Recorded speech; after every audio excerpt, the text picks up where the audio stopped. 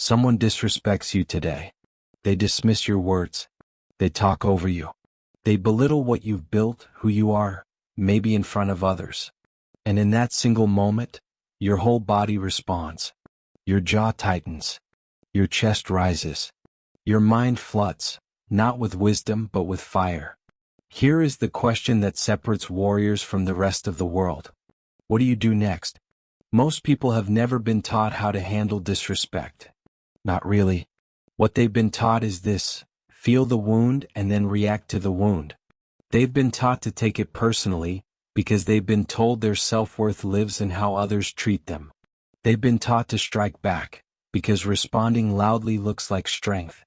They've been taught to obsess, replaying the moment over and over hours later in the dark, alone. And none of it is strength. All of it is slavery.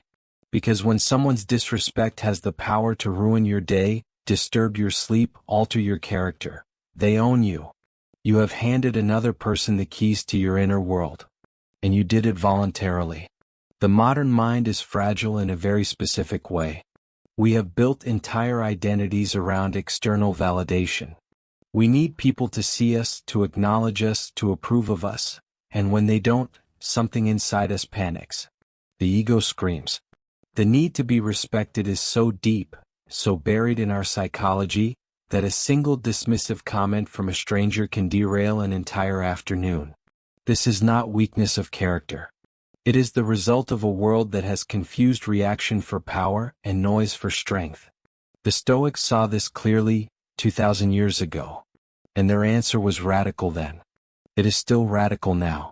Marcus Aurelius was the most powerful man in the known world. Emperor of Rome, commander of armies, ruler of millions, a man whose word could end lives or build empires. And yet, people disrespected him.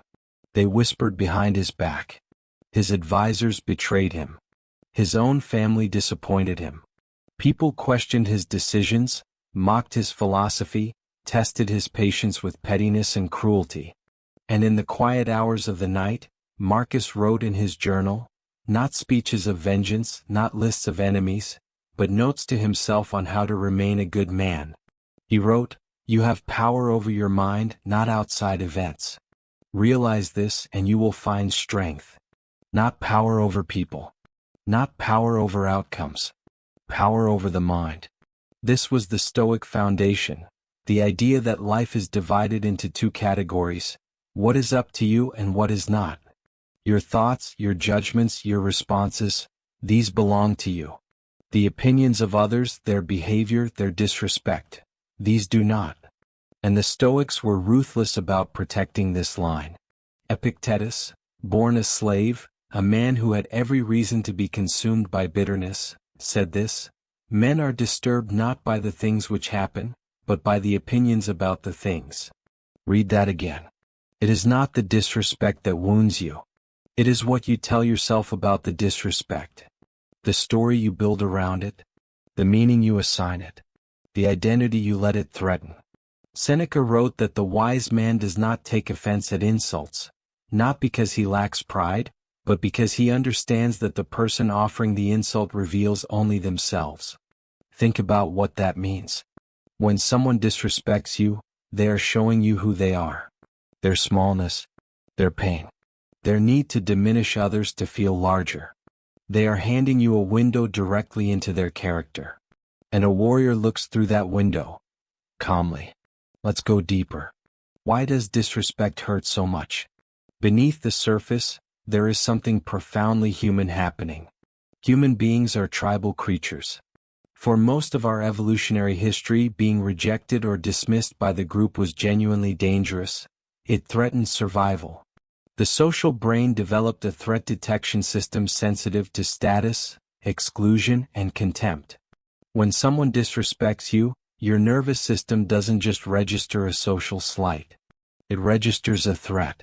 The same ancient alarm that once warned your ancestors of predators now fires at a dismissive tone of voice. This is why the emotional reaction feels so overwhelming. It is not weakness. It is biology. But here is what the Stoics understood, and what modern psychology has confirmed centuries later. The brain can be retrained. The automatic reaction is not the final word. Between the stimulus and the response, there is a space. And in that space lives your freedom. Viktor Frankl, who survived the Nazi death camps, perhaps the most extreme form of human humiliation ever devised, wrote that the one thing that could never be taken from him was his choice of how to respond to his circumstances. Even in Auschwitz. Even stripped of everything. The Stoics called this the Inner Citadel. A fortress inside the self that no external force can breach, unless you open the gates yourself. Most people open the gates. They open them freely. Every time they let someone's contempt alter their mood, diminish their confidence, poison their afternoon, they open the gates. But here is the harder truth. The rage we feel at disrespect is rarely just about the moment. It is almost always about something older. Something unhealed. The person who shatters at the slightest criticism often grew up in a world where their worth was never unconditionally given. The one who strikes back the loudest is usually carrying the deepest uncertainty about whether they deserve respect at all. This is the wound beneath the wound. And the Stoic practice does not simply suppress that wound. It asks you to see it, and to no longer let it be the steering wheel of your life. So how do you actually do this? Not in theory, but in the moment when your face is hot and your mind is racing. Here are the warrior principles. Rule 1. Do not react in the moment. Silence is not weakness. Silence is the first move of the disciplined mind. Marcus Aurelius called it the retreat within. When disrespect arrives, your first obligation is not to respond. It is to pause. To breathe. To let the fire pass through you without becoming you. The person who reacts immediately hands their power to whoever provoked them. The person who pauses, retrieves their power first. You do not owe anyone an immediate reaction. That pause, that silence, that is the first victory. Rule 2. Question the source. Epictetus asked a simple question. Does this person's judgment hold any weight? If a man you admire, a man of wisdom and integrity, offered you honest criticism, you would sit with it. You would learn from it. But when a man of shallow character, of small thinking and smaller living, offers you contempt, why should that carry any weight at all? Consider where the disrespect is coming from before you decide how much of your energy to give it. Most of the time, the answer is none. Rule 3. Do not seek to prove yourself. This is the trap that claims the most victims. The moment someone disrespects you and you feel the urge to prove them wrong, to argue, to justify, to demonstrate your worth, you have already lost the inner battle. Seneca wrote that dignified silence is better than any form of self-justification. The man who is secure in who he is does not require another person's recognition of it. He does not perform his value. He does not argue for his worth. He simply lives it. Let your life be the response. Not your words. Not your anger. Your life. Rule 4. Examine yourself honestly. When disrespect arrives, before you dismiss it entirely, ask yourself honestly, is there any truth here? Not because the person was kind or right in how they delivered it, but because your growth depends on your willingness to receive difficult feedback even when it is badly packaged. Marcus Aurelius wrote, "If someone is able to show me that what I think or do is not right, I will happily change." A warrior is not brittle. He can hold both things at once, the knowledge that the attack was unfair, and the wisdom to extract any truth buried inside it. Rule 5. Return to your purpose. This is the final move, and it is the most powerful. When someone has tried to diminish you, the most devastating response is to go back to your work. Not to brood. Not to plot revenge. Not to spend the next 3 days rehearsing what you should have said. Back to work. Back to building. Back to becoming. Every minute spent in wounded anger over someone else's opinion is a minute stolen from your own becoming.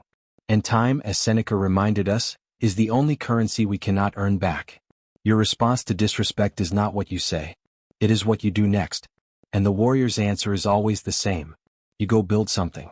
There is a specific kind of freedom that most people never discover.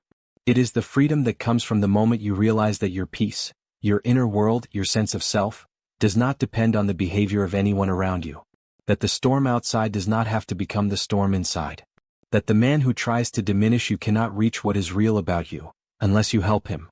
Marcus Aurelius ruled an empire, fought wars, watched friends die, and was betrayed more times than history can count, and still woke each morning and chose equanimity, still chose to build, still chose to be a good man. not because life was fair to him, but because he had made a decision that what was inside him was his, and his alone. The Stoics did not promise you a world without disrespect. They promised you something far more useful. A self that disrespect cannot touch. That is the real citadel.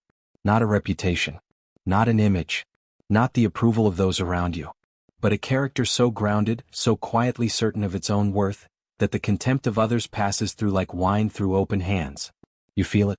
You acknowledge it. And then, you let it go. This is the Stoic path. It is not easy. It will never be easy. But it is possible, and it begins with a single choice made in a single moment. To pause. To breathe. To remain yourself. That is the warrior's answer to disrespect. Not vengeance. Not silence born of cowardice. But the silence of a person who knows, deeply, unshakably, who they are. If this spoke to something in you, if somewhere in these words you recognized a battle you're already fighting, then you are exactly where you're supposed to be. This is warrior philosophy. Every week, we return to the ancient wisdom of the Stoics and bring it into your psychology, your discipline, and the everyday battles that no one else sees but you. Subscribe so you don't miss what comes next. And before you go, sit with one question. Where in your life are you still giving others the key to your inner world? That is your practice today. We'll see you in the next one.